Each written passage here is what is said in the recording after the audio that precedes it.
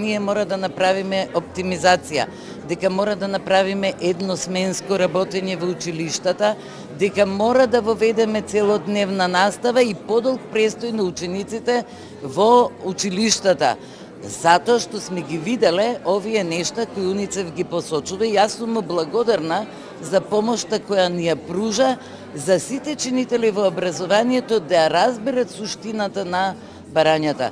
Овој процес забрзано продолжува. Овој период од кога ја дојде на новата влада, ние многу работиме и правиме подготвителни действија. Јас искрено се надевам дека од следната година, веќе во септември, ние ќе имаме драстични промени. Значи, УНИЦЕФ соработува во тесна соработка со Министерството за образование, за да може да оптимизира целата мрежа и ги разгледува сите можни аспекти во однос на финансирање, обезбедување на потребните човечки ресурси, надградба на целиот систем, за да може да се обезбеди соодветната работа на смени или пак останувањето во училиште онолку сати колку што им е потребно на децата.